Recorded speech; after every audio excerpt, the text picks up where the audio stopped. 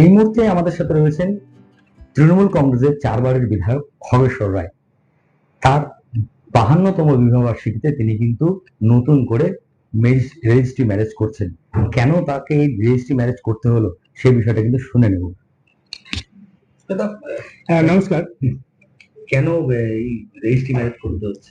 দেখুন, প্রথমে আমি বিয়ে করি 74 17 এপ্রিল। তখন হয়তো তোমাদের জন্ম হয়নি। প্রথম সামাজিক মতে বিয়ে করি, প্রচুর লোক জমাগম হয়েছিল। তারপরে 2001-এ আমি প্রথম বিধানসভা ইলেকশনে লড়াই করি তৃণমূল কংগ্রেসের পক্ষ থেকে, সেবার হেরে যাই।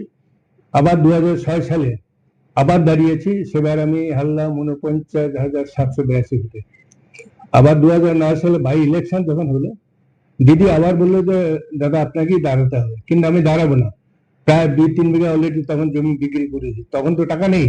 এখন তাহলে অনেক টাকা ছিল, তখন টাকা ছিল না। আমি দাঁড়াবো না, দিদি না তোমাকেই দাঁড়াবো। যাই হোক, ভাগ্য খুলে গেল। 2009 সালে 7ই নভেম্বর যখন বাই ইলেকশন হলো, আজকে তখন 21 রাখবেন বিধানসভা, দুইটি বিধানসভা, যেমন ডাবগ্রাম ফুলবাড়ি, এটা 21 তখন বিধানসভা ছিল।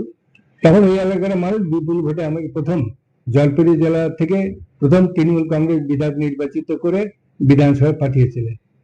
তারপর 2011 টিকিট দেয়, 2011-তেও আমি জিতি। তারপরে 2016-তেও আমাকে প্রার্থী করে, সেবারও জয়ী হই। তারপরে 2021-এ আবার আমাকে প্রার্থী করে দিদি, সেবারও বিপুল ভোটে জয়ী হই।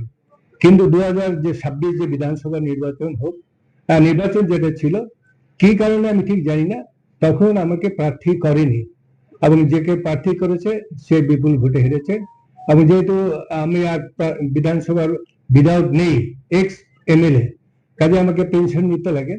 আমি অলরেডি বিধানসভায় গিয়েছিলাম এই কয়েকদিন আগে, তখন বললো যে এডিডিএড বা রেজিস্ট্রি একটা করতে হবে, না হলে পেনশন আপনি পাবেন না। আমি জানতো আমার তো সামাজিক বিয়ে হয়েছে তো একবার 74 সালে, আবার 24 সালে 14ই নভেম্বর আমি একটা তখন জুবলি যে 50তম বিবাহবার্ষিক ইয়ে করেছিলাম, প্রায় 4 থেকে 5 হাজার লোকের। তা আবার কেন বিয়ে করতে হবে?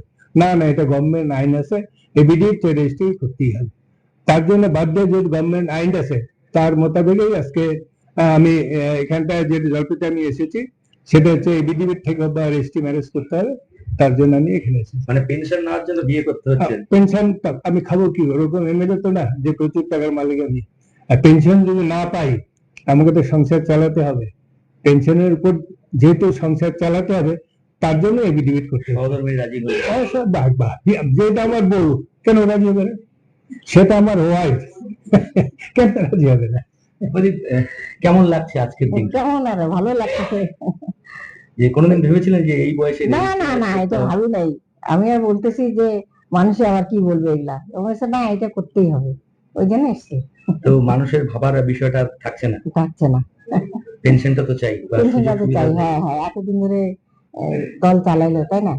পেনশন তো নিতেই হবে। সন্তানরা কি বলছেন? সন্তানরা বলতেছে যে এটা আবার কি ধরনের হলো, তা আমি এটা এখন আইনে তো করতে হবে, করতেই হবে। ওরাও খুশি। জলপাইগুড়ি থেকে অভিজিৎ বোস, ইটিভি ভারত।